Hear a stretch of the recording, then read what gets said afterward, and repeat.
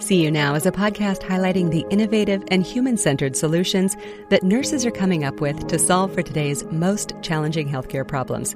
Created in collaboration with Johnson & Johnson and the American Nurses Association, and hosted by nurse economist and health tech specialist, Shauna Butler. You stepped up and you stepped in and you are leading the needed transformation. When you have that burning desire inside of yourself to be the change, you have to do the work and make that change happen. I'm going to try. If I go down, at least I go down knowing that I tried my best. And so far, I'm winning. When you're rooted in who you are, you can advocate. You can stand strong. You won't be easily moved. I'm just hoping with all the work that we are doing and we are pouring into you, that you're going to pour into somebody else after us. We're all doing this work, yes, for us professionally, but we're doing the work ultimately for the patient. That Black and brown patient who's experiencing every day disparities and inequities, and that's why our voice needs to be heard. Welcome to See You Now. I'm Shauna Butler. During February, we celebrate Black History Month and lift up the meaningful contributions and actions taken by Black Americans who have shaped and enriched our culture, heritage, health, and joy.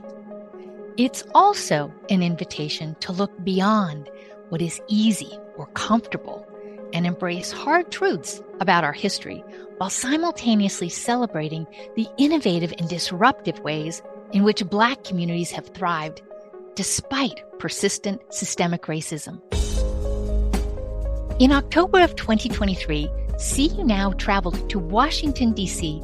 to join the DNPs of Color conference and their call to nursing's game changers and trailblazers. We were swept up in the love, the energy, history, generosity, scholarship, candor, and particularly by the revealing conversation of a roundtable of nurse founders sharing their history and game-changing and trailblazing ways. And we knew instantly this conversation needed to reach a broader audience and add to the Black History Month celebration, examination, and dialogue. So let's head over to the stage at the gorgeous National Museum of the American Indian and join the DNPs of Color Conference signature panel.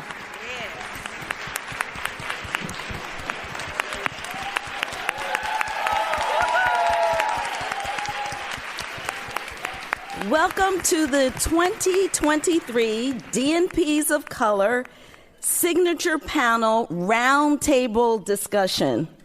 My name is Dr. Sandra Davis. I am the Deputy Director for the NLN Walden University Institute for Social Determinants of Health and Social Change.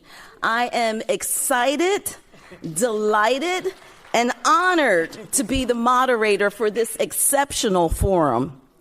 Seated with me on stage are four extraordinary nurse leaders who are shifting entrenched power dynamics by blazing new trails of opportunity and changing the game. We have so much to learn from our panelists this afternoon. I invite you to enter into this session with me full of curiosity, humility, and gratitude. I will start by asking each of our panelists to please introduce themselves. Tell us about you, what you do, your profession, your organizations, and your mission. Thank you. Hello, everyone. I am Dr. Wallena Gould. I'm basically changing the face and culture of nurse anesthesia for almost 20 years now. I'm the founder of Diversity Nurse Anesthesia Mentorship Program. We mentor historically excluded nurses of color going into the nurse anesthesia profession. We have three initiatives. We have a diversity CRNA information session airway workshop. The second initiative is Diversity CRNA HBCU and Hispanic Serving School of Nursing Tour. And the third one is a Diversity CRNA Doctorate Symposium, where we have CRNAs, nurse practitioners, certified nurse midwives, PhD researchers, and we all are talking about our own trajectory. We're all talking about why we went into our profession and what we're going to do about it. But we also have on the panelists of fellows of the American Academy from different disciplines who look just like us in that session. And that's important because when I was in nursing school, no one said anything about body of work. No one said to me anything about how to become a fan or any of that, right? So it's important. So since I did this as a poster project in 2002, right now it's a national organization. By the end of this year, over 800 nurses of color would have become CRNAs throughout the country.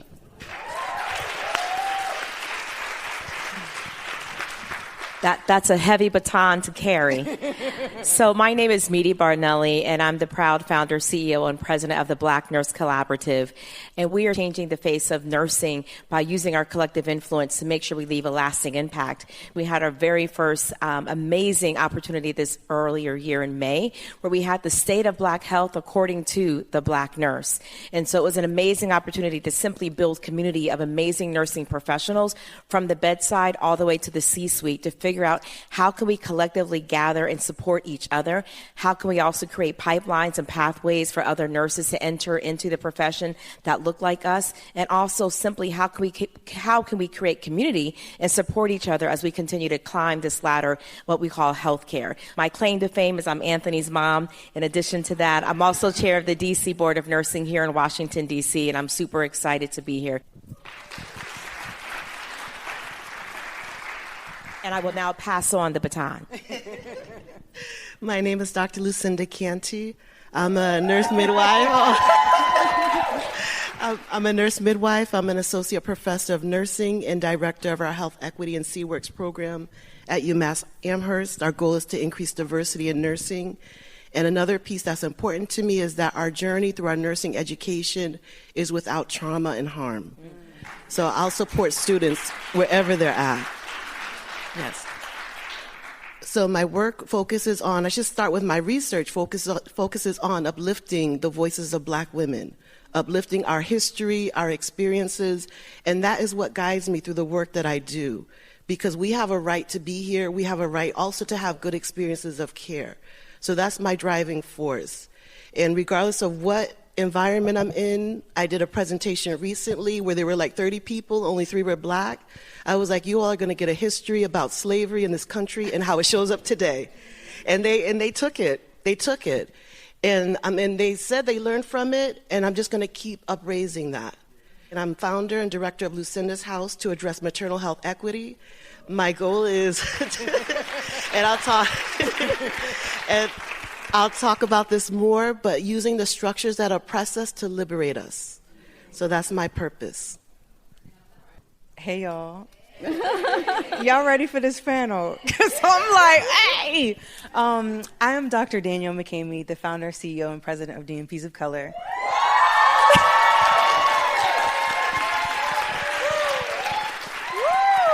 Y'all about to make me cry here. My claim to fame is I build communities that create opportunities for nurses of color through networking, mentorship, and advocacy. And you all are the representation and manifestation of my vision and dreams, and appreciative of that. My day job, I am the Assistant Dean for Strategic Partnerships at the Johns Hopkins School of Nursing. Thank you very much. In 1993, the landmark article, Racism in Nursing, by Dr. Evelyn Barbie, was published in the Medical Journal of Anthropology. In this article, Dr. Barbie discussed the harms of structural racism, structural violence, and how nursing needed to address the problem of racism in the profession, but nursing would not address the problem. The word racism and any discussion of the topic was taboo. Since that 1993 groundbreaking publication, researchers and scholars of color have steadily published qualitative studies about the perceptions and the experiences of Black nurses and nurses of color. And for the past 30 years, the emergent themes from this body of scholarship have not changed. Feelings of invisibility, being dismissed and devalued, lack of recognition, lack of promotion, and structural barriers to career advancement. And the problem continues. We all know there's a problem. We all know something needs to change. But you stepped up and you stepped in and you are leading the needed transformation. Please tell us, what is it about you? We want to know about the factors or the influences that coalesced and are driving you to change the status quo, to shake it up, to invent, to create, to lead, to transform, and to do it with such passion and commitment. Well, Dr. Davis, thank you so much for that question. I will first start off by simply stating that our comfort and conviction cannot coexist. We have to really make sure that when you have that burning desire to be the change, you have to do the work and make that change happen. It's not enough to just simply say you want to do something, but actually, how are you going to put that work into action?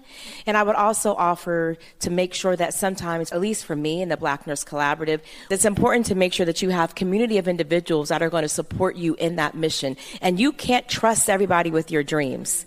You really have to make sure that when it comes time for you to make the change, if you don't see it happening in the manner you think it should, the time frame that it should, now is the time. We can't wait. We can't wait for the next meeting. We can't wait for the next conference. We can't wait for the next Congress to come into effect. I live here in Washington, D.C., and I see it far too often that we have great ideas, but as you said, Dr. Davis, they just kind of lay flat. So for me, my passion was really about making sure that I'm going to do the work to make something happen. And I'm so grateful that with the BNC and others, we were able to come together and start making some impactful change right then and be able to look back and say, what did I do? And what was the impact? So all of us in this room have an opportunity to use your individual influence to make a lasting impact wherever you are. Thank you.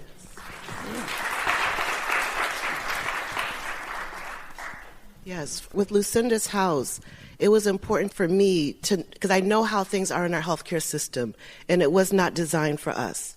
Black women are dying, babies are dying that should not be dying. And for me to learn and understand is only because of racism. It's not because we're Black. So with Lucinda's house, I'm like, I'm not doing things the way that they're already done.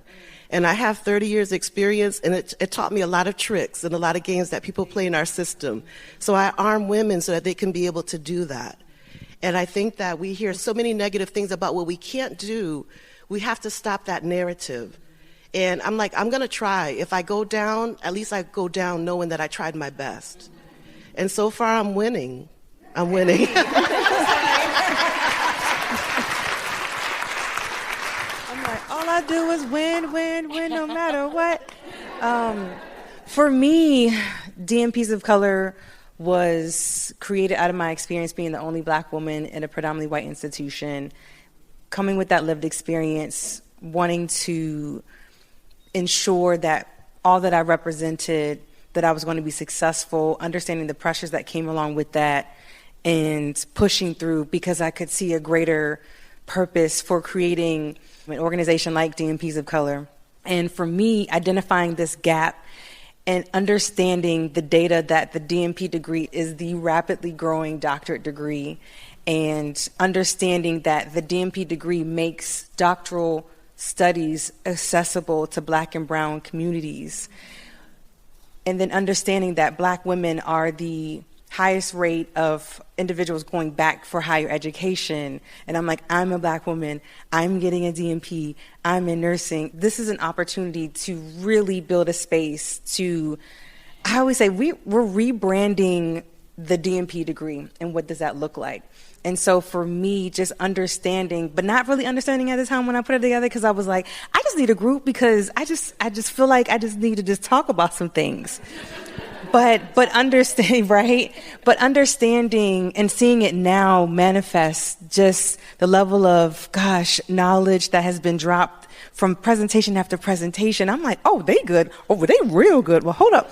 But having the wherewithal to put together the organization to house all of us, and understanding through our collective knowledge, lived experience, shared experience, our network, our ability to just organically, like, I'll be your mentor, let's go.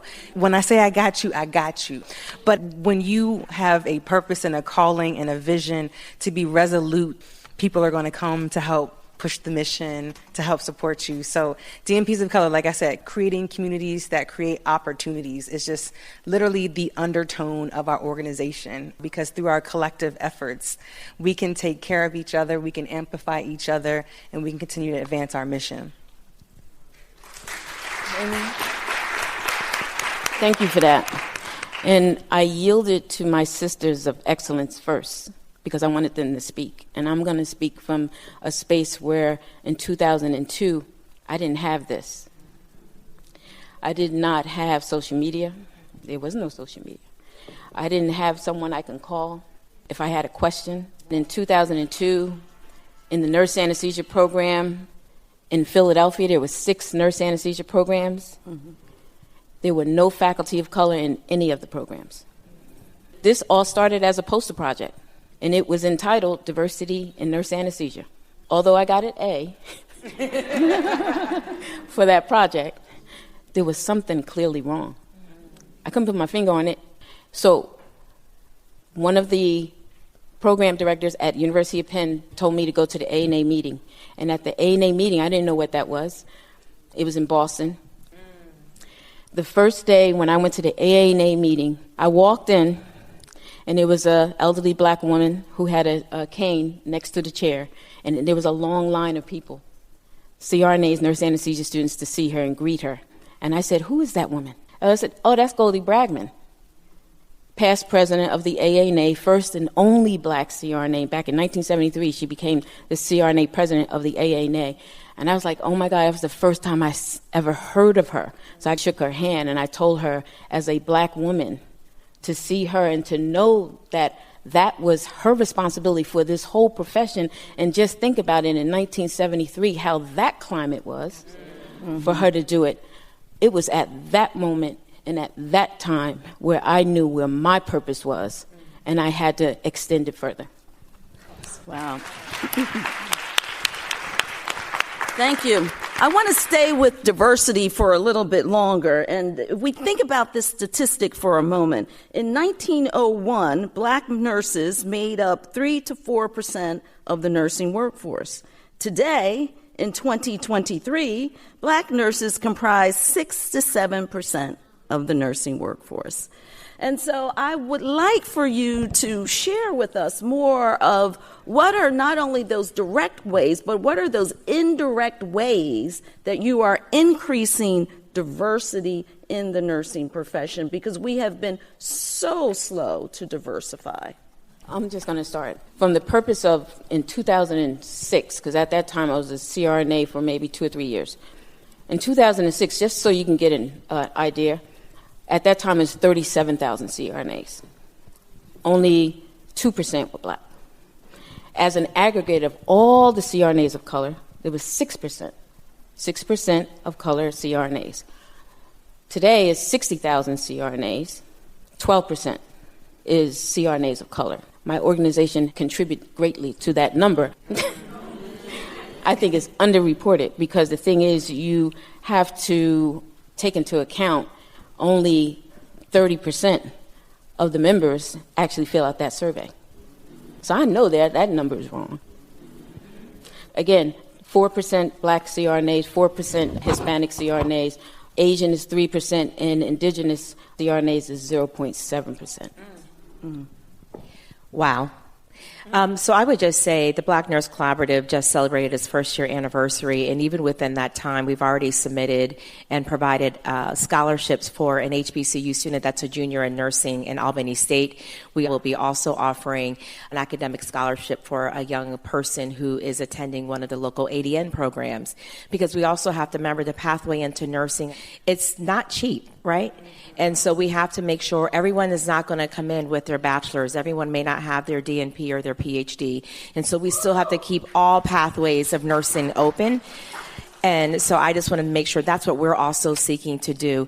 I am now the new divisional director at George Washington University Hospital, effective Monday at 7:30. But my intention, even where I just left at MedStar Washington Hospital Center, is creating opportunities for people to see you. I missed some of you all today because I just spoke at Howard University's hospital graduation for their recent nurse residency program, and letting them know that you too can do this. And so I use the word being intentional. Having these amazing organizations are absolutely 150% necessary, but I implore each and every one of you, when we leave this place and space today, go find that person and mentor them. Create an opportunity.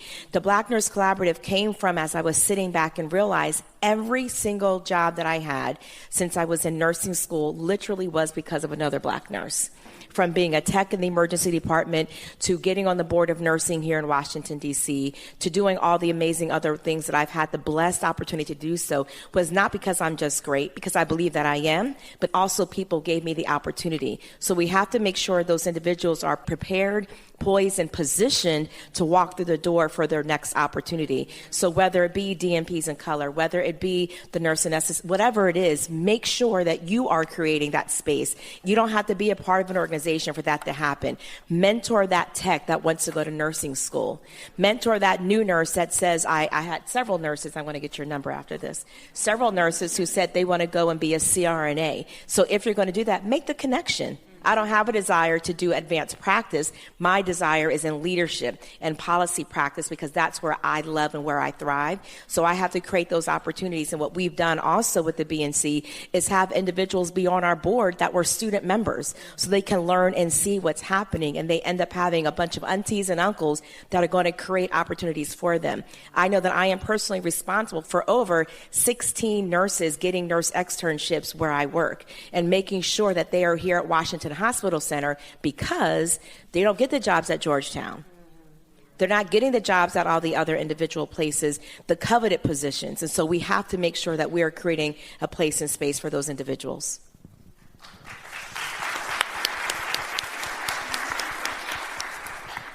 And what's important to me is learning our history.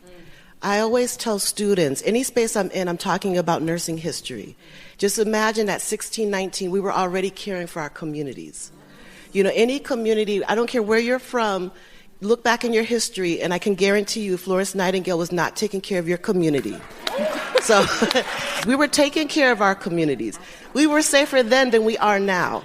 And we have to understand why that is, because when people of color enter nursing, we live in our culture and we live in the white world.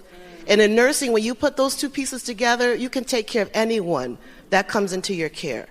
It doesn't matter even if you're in leadership, you know and you understand. So I always talk about history because it's important to know that we have a right to be here. And when I look beyond the structures, our students are smart enough. I hate when people say, oh, we have to lower our standards. So cut that out. We can read, we can write, we can do clinical skills, and that's from undergrad all the way up to our DNP PhDs. We can do it, but we have so many barriers because people don't see us and they don't expect to see us in these spaces. So I say that we have to protect our students on every level. I think with doctoral students, we're the most vulnerable. I'm saying we because I was traumatized in my experience and I came out swinging. They made me, they helped me, yes, they had me realize how strong I was because I realized it wasn't about Black maternal health. They didn't even care about what I was doing. Now because they see me, they want to write papers with me. Okay. But it's just that when we're in these spaces, we bring up the area of research we want to do. And if it's about Black people, if it's about indigenous people, Latinos, whoever it's about, if they don't understand, they always try to block us. And they add years onto our studies. So with my role right now, I tell them to cut it out. It's not the student, it's you. Educate yourself. If you can't help them through their research, through their doctoral project, there's plenty of Black people and other people of color who can help and support them. If you can't do it, step back. So I think that is so many structural things. But for us, it's like it's important for all of us to stand together and protect each other, regardless of the space that we're in.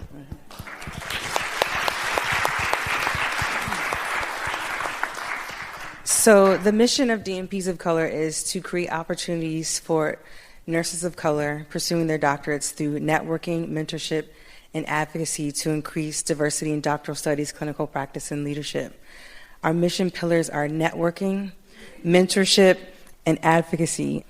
That's the secret sauce. Your net worth is directly connected to your network. Having opportunities in spaces like our conference really, really helps to expand the network so that it's in a more conducive to networking piece and people feel comfortable connecting because we have that what's understood doesn't need to be said vibe. And then people just feeling comfortable just to share your work without being ostracized or you feeling like you got too much shine, so you got to dim it because everybody else out here mediocre. So that's networking. And then the mentorship piece, that is literally the keys to success. That's the $1 million answer, y'all. Mentorship. And I always say you need to have at least 3 mentors. The first mentor is your mama mentor, and mine is moderating this session.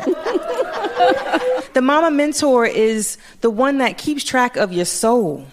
How you doing, baby? How's your well-being? Are you taking care of yourself? Are you remembering your vision, your purpose, and your heart?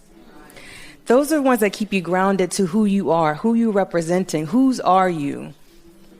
And then the next mentor is your career mentor, the one that gives you the game secrets, like that helps you get aligned. You know what? You need to join this organization because so-and-so and so-and-so. You know what? I know this person in this organization. I'm going to connect you.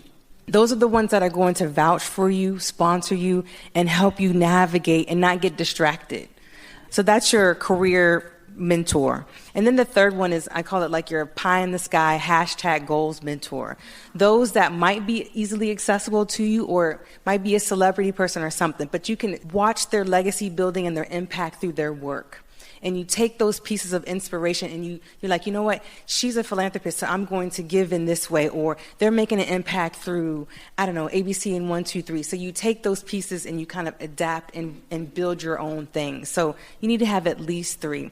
And then last piece is advocacy, finding your voice. And a lot of that is rooted in being resolute in who you are, what your own personal mission and passion is. And once you kind of get in that energy, you know, and aligning yourself, things will come to you to help give you the strength to sharpen the vision. All the distractions around you will go away. But you have to be committed and you have to understand who you are. So that's a lot of self-reflecting or whatever to get in that space, because when you're in your passion, your mission, your vision, you can stand strong. You won't be easily moved. And so that is it. Networking, mentorship, advocacy. That's the secret. That's our mission. That's what we're doing. Excellent.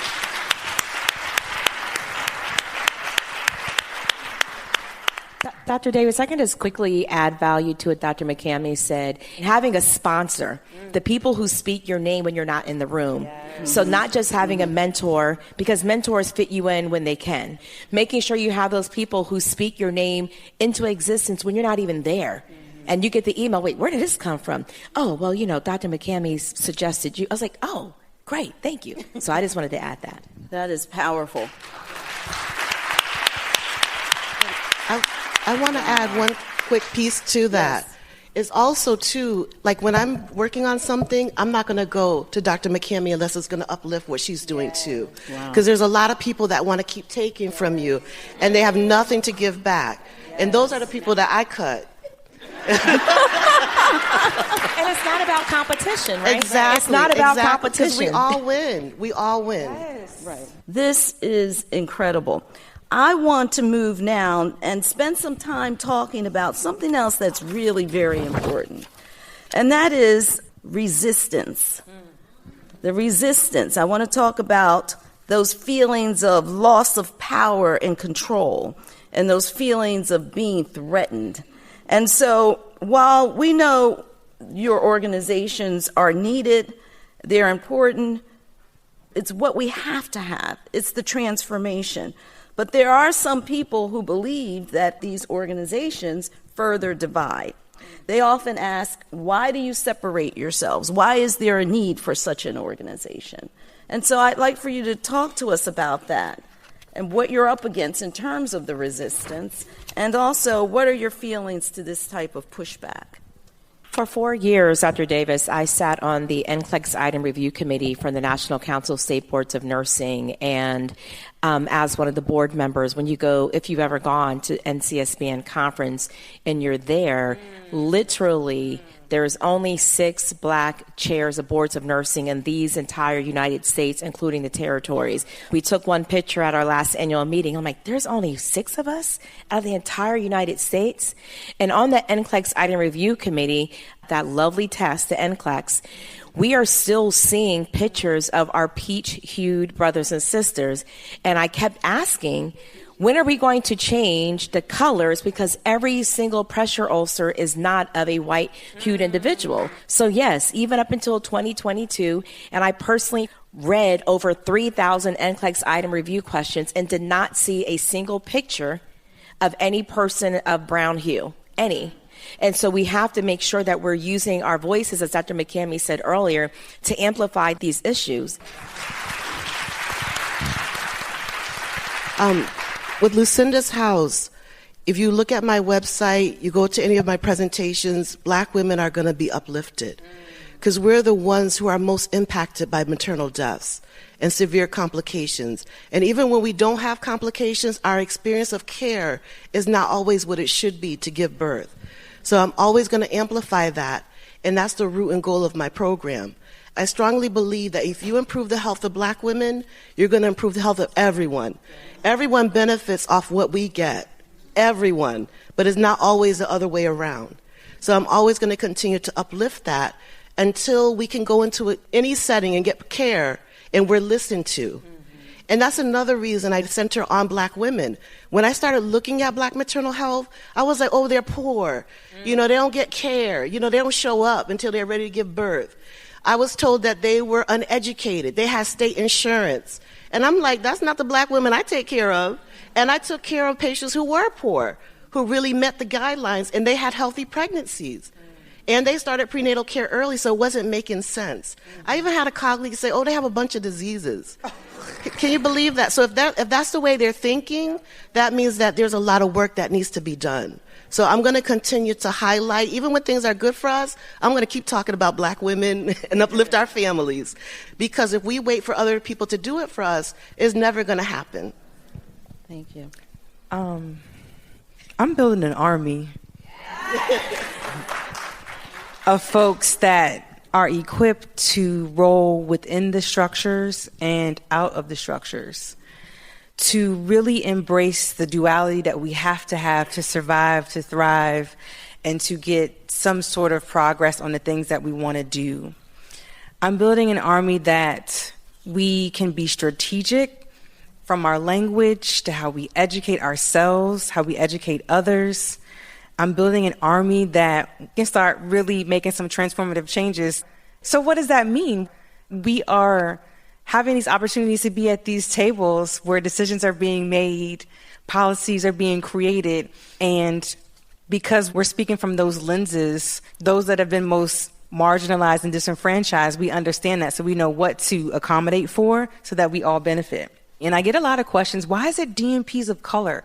Why can't it be a DNPs of all color? And I'm like, okay, well, let's have a conversation. And let me give you some literature to read. And let me connect you with some other folks that you can identify with that have the understanding of why having DNPs of color is a space that has to exist, whether you agree with it or not. So, like I said, I'm building an army that's equipped to exist in the structure and outside the structure. And that's my form of resistance, and that's what I'm sticking to. The duality, I really like that, the duality of being in the system and out of the system. So we talk about systems and structures more now than we ever have, policy and procedures, structural barriers. And so what is it, if you were to name one thing, what is your biggest challenge? Where the money reside. Seriously. It's like so many people came to me like, Dr. McCamey, we need to be doing this. I'm like, yes, absolutely, we need to be doing that. But being a nonprofit, you're constantly like, yes, I'm glad that you enjoy this programming. So can we lock you in for sponsorship for next year? So it's money. We're not short on volunteers because I'm like, I need, and they're like, it's done, Dr. McCamey. It's done, Dr. McCamey. So we got the energy, we've got the passion, we've got the time and the excellence and the understanding of what needs to be done. It's just where the money resides. Can I just say this? For me, it's admission inequities in nurse anesthesia programs. And I say that because there's 128 nurse anesthesia programs in the country. Out of that, 116 are in PWIs. 8 of them are in Hispanic serving institutions, 0 in HBCUs. When are we going to change that? Because I've been wanting to have a conversation with you about this. I know, but the thing is, like I said, the 128 nurse anesthesia programs, out of that, 68 of them now do not accept the GREs. So that means all those other programs, you still have far less people of color in those other programs. So what I did, I asked the number 1 school nurse anesthesia program in the country, number 3 school nurse anesthesia program, and the number 8. And they all do not accept the GREs. And I said, hey, let's write a paper about eliminating the GREs, adopting a holistic admissions to increase diversity in nurse anesthesia. So we wrote a paper together, and that was published in Nursing Outlook this year in February. Every year at the AANA, there's a faculty meeting for all the nurse anesthesia programs. And we all presented about that paper. And we spoke to the educators of the nurse anesthesia program. And I listed every single program that do not accept the GREs in Nursing Outlook, just to put the other ones to shame, saying that... I know that's right. Just for that, because I'm watching you. Yes.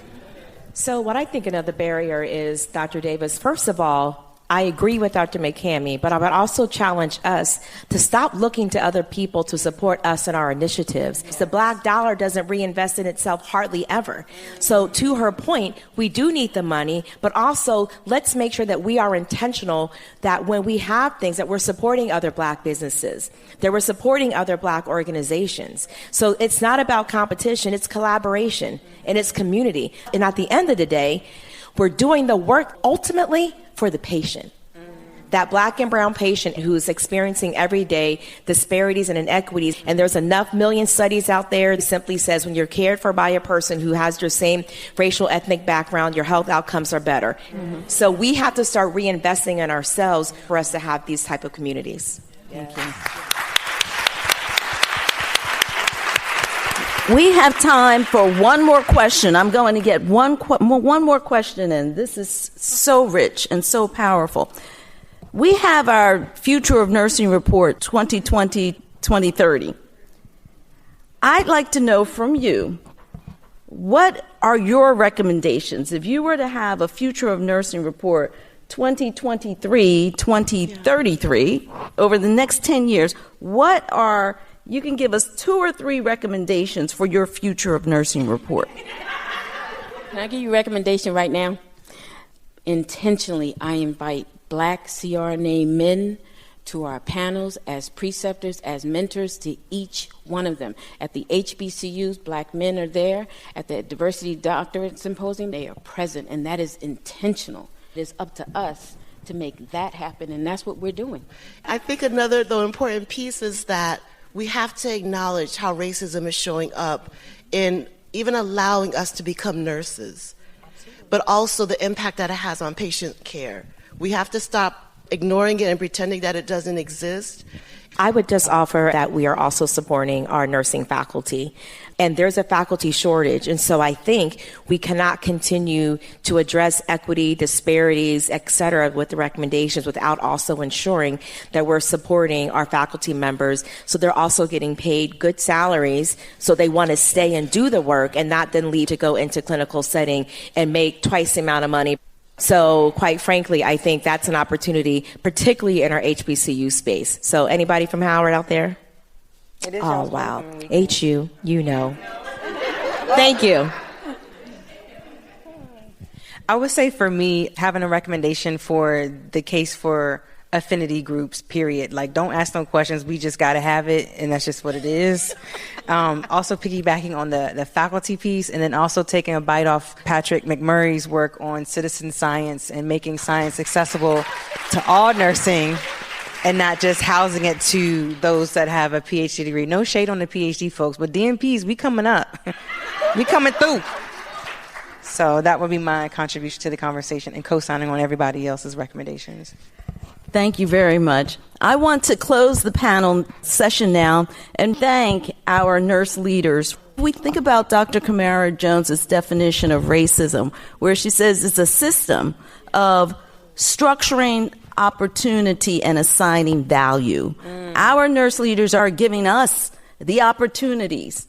They are giving us the value so that we can do things it wasn't possible in nursing. And our nursing leaders are changing that view and that ideal of what a nurse is and what nursing is. So today we really got the definition of trailblazing and game changing. So I'd like to thank our nurse leaders for all that they're giving us and pouring into us and all of the opportunities that they are creating for us. So thank you very much.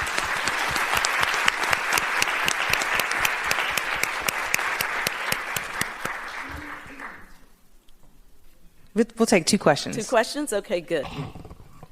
So I'm Dr. Sheldon Fields. I'm the president of the National Black Nurses Association. Only its second male president in its 52-year history. So I stand before you as a representative of what I'll call a legacy nursing association. I really want you all to talk to those of us who represent legacy organizations and associations about why it is necessary to make space for those who are disruptors and innovators, because that is what you all are. That's our history. And I think about the early nursing organizations for Black nurses. If that disruption didn't exist, we wouldn't be here today. And so I'm grateful for that. And it's important for us to also be involved in nursing organizations that support us. Just find an organization that aligns with your beliefs. My Black maternal health work, I'm part of a maternal health task force now with the NBNA, and we're getting ready. We're going to arm, and we're going to show that Black nurses, other nurses of color, are ready to fight for maternal health. But it's like we can't do it alone. We need each other to be able to do that.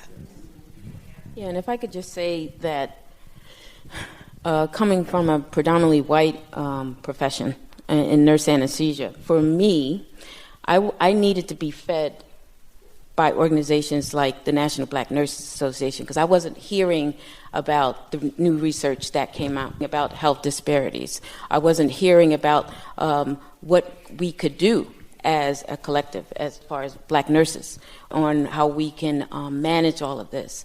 So it was important for me not only to be a member of the AANA, but a proud lifetime member of the National Black Nurses Association, because that is who I identify with. And that is important to me. And I would just quickly add, during our summit, the State of Black Health According to the Black Nurse, in a room of nearly 200 individuals, the majority of them were actually nursing leaders in some form, manager, director, supervisor, CNOs, et cetera. And we asked the question, how many of them were aware of the racial reckoning statement that was presented to the NBNA last year? And only 40% of them were even aware, majority all Black nurses.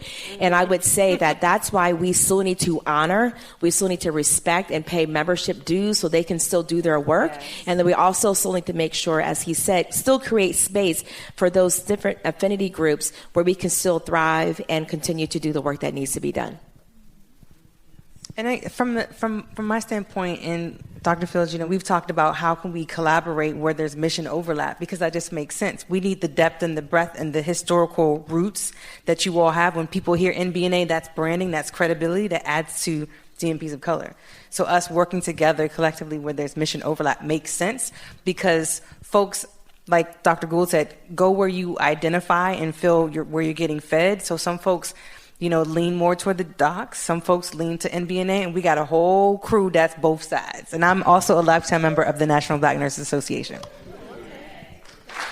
My name is Vernell DeWitty, and I am now living in what I call my preferment, meaning I do things that bring me joy and that I want to do at this point in my career. All I can say to you is, wow. I am so impressed by what I've heard from you. And I see you moving our profession in the direction that it needs to go. We must also be cognizant of the times in which we're living, because there's a lot that is taking place that we really need to decide how we're going to respond to it. When we talk about admissions into nursing school, and what has happened with affirmative action. We really have to prepare for that, because those numbers, especially for Black nurses in the nursing profession, are sure to go down.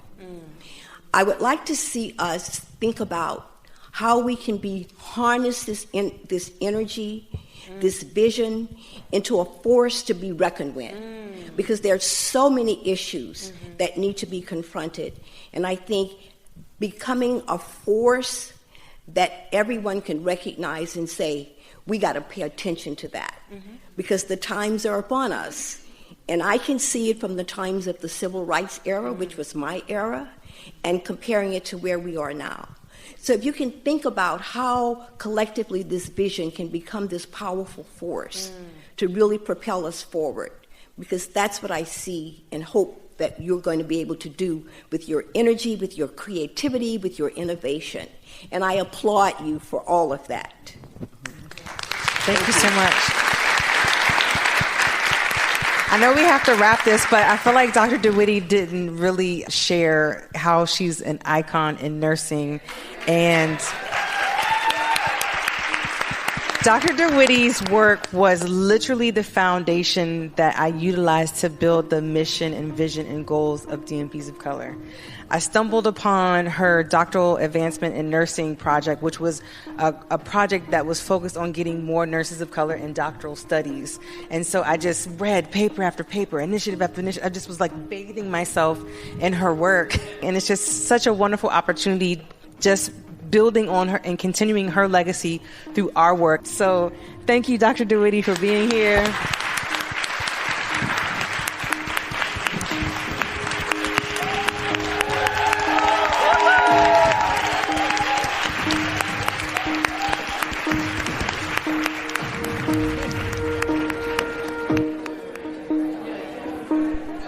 The audience response was overwhelming and electric, with crowds of fans eager to share their appreciation, reveal what mission they're on, and to take each panelist up on their mentorship offer.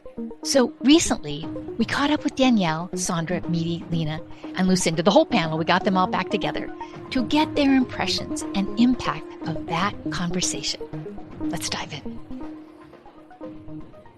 I have so much energy from the DNPs of Color conference. I would imagine that you guys have that same energy. And Danielle, I'm thinking you're a little bit exhausted. You know, that typical, yeah, a little bit of that event hangover.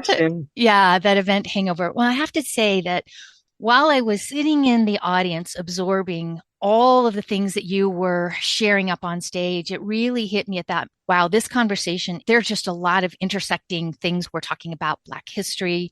February leads right into March, which is Women's History Month. And so much of what you were talking about on stage reflects history of nursing. And you guys all have incredible lived history. You are tapping into the shoulders of people that you're standing on, and you're dramatically shaping what the future can and should be.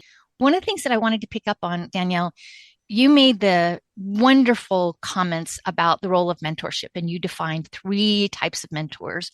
Now that we're a couple of months out from the conference, what kind of response have you had from people requesting mentorship and very specific mentorship?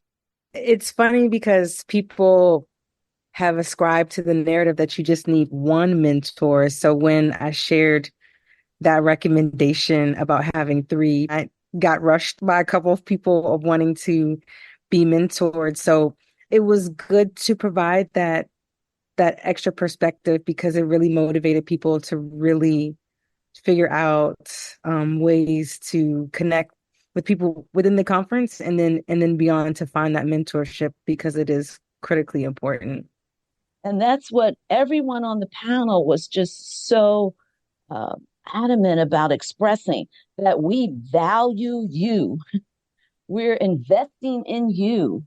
And that feeling, that sense of, I have someone who really knows me and values me for who I am, what I bring to the table, is just so critically vital to your career trajectory. The other thing that really struck me, as I mentioned, I listened and I kept hearing so much of the history that you were sharing, history of people that have come before you, the legacy that you each are carrying forward, your own lived history. As we are thinking in these big, broad conversations about Black history, and also more importantly about the future and Black futures, how can people listen to this conversation in the context of Black History Month and pull things out of it? Shauna, thank you so much. I think each and every one of us are living history, right? There's also many Black nurses still making history today. When I think about the work that my colleague Danielle has done, Lucinda has done, Lena has done, and Sandra has done, I'm always enamored at what we've done. And so there's a name that I just recently came upon, Estelle Maisie Osborne, who was the first Black nurse to get a master's degree. And so imagine that, 1946. So that was just back when my father was born. That was the first person to get a master's. And so those are names that we don't know. And I think in the context of Black history, it's imperative that we appreciate that and that we share that. And so it's great, but it is so sad that in 2023, 2024, moving onward, that we're still the first. And so I think that's an opportunity for us to also kind of sit with and appreciate that. Why are we still having the first in 2000s? If we're going to transform, we need to talk about this. And we talk about it as part of our conversation, as part of our teaching, as part of our education. We are giving the example of how we do this and how important it is if we're really going to transform. Yeah. And also seeing how many people were responding to Virginia Allen and how many people said, I had no idea this was part of my history. I think I'm going to go to Lucinda on this real quick because you are a nursing historian. Say more about why it is so important for us to know our history and how that shapes what's going to go forward. For me, this history basically saved my life. It gave me strength. There were times in nursing when I wanted to give up. I learned that there were nurses who had the skills, but had so many barriers, and they still did it. They took care of their communities when nobody else wanted to. They were told that they couldn't be educated as nurses, so they developed their own schools and their own programs. Mm-hmm. And the community got together and donated money so that they could do that. So I say that it saved my life because there were times that I wanted to give up. There were times where I felt like I was the only one and feeling alone, but realizing what they did and that they went through it, because our history could be painful. But for me, I found joy, I found strength. And I think history is so important for the generation coming up because they need to know that we didn't just pop up in our spaces, that we had to go through certain journeys, being told that we couldn't. Lena, I want to pull you in on this because you have such a beautiful connection to history through Goldie Bragman and how that really changed the trajectory of your career and really gave you your mission and your purpose. Right. And thank you, Shauna, for bringing up the historical content about Miss Goldie Bragman. And I had to, in 2021, publish the historical underpinnings of diversifying the nurse anesthesia profession. And I spoke about Miss Goldie Bragman extensively because she started the Harlem School of Anesthesia. That was 1951. She's a historical figure, not just in nurse anesthesia, but also she took care of Dr. Martin Luther King Jr. in 1958 when he came to Harlem and he was doing a book tour and someone stabbed him in the chest. Just so happened that Miss Goldie Bragman was on call that day in Harlem.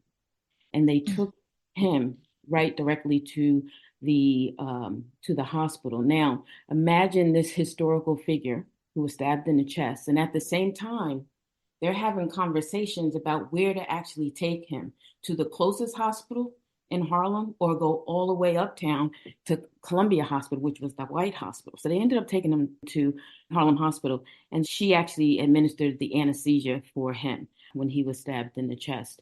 And that is someone who mentored me even when she was retired. And I think that's where she gave me the baton, and that baton was heavy.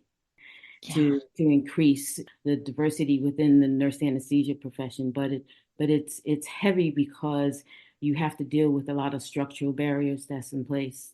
I love that tie that you just made between historic figures making history, mentorship. It's a continuous cycle. And y'all are really that representation and the activation of carrying on the legacy, carrying those very heavy batons, and also I think very good at passing them along. I think that was a really strong message.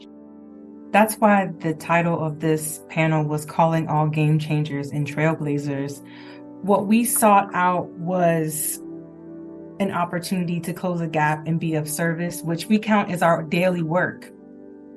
But the world sees it as transformative and game-changing. So I wanted that energy to be personified through our respective voices, our amplifying of our various missions from our organizations that we put together piece by piece, brick by brick, showing that resilience piece, that perseverance piece, but also seeing that our lived experience has shaped us and we already have it in us. So I wanted it to be that people could see the game changer and trailblazers within themselves, that because of what we bring just naturally, we're going to change the game.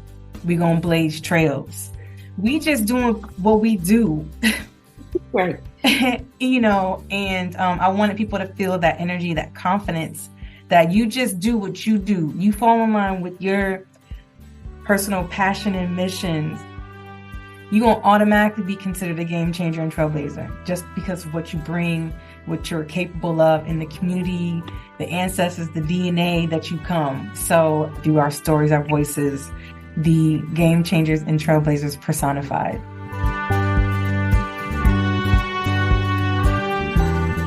Special thanks to nursing game changers and trailblazers and good troublemakers, Danielle McCamey, Sandra Taylor, Meedie Bardonille, Wallena Gould, and Lucinda Canty.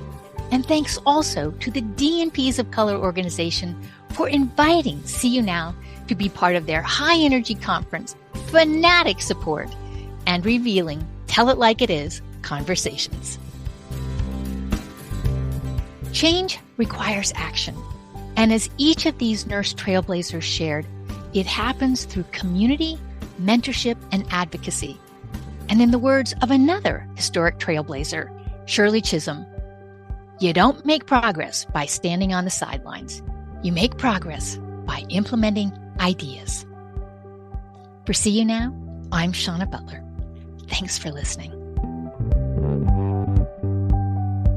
Nurses are transforming healthcare through innovation, compassion, and leadership. And Johnson & Johnson is proud to continue its 125-year commitment to champion nurses through recognition, skill building, leadership development, and more. The American Nurses Association is dedicated to building a culture of innovation. Nurses improve the lives of patients and communities through innovative thinking, empathetic connection, scientific rigor, and sheer determination. ANA is proud to support and advocate for our nation's most valuable healthcare resource, our nurses. For more information on See You Now and to listen to any of the earlier episodes in our library, visit seeyounowpodcast.com.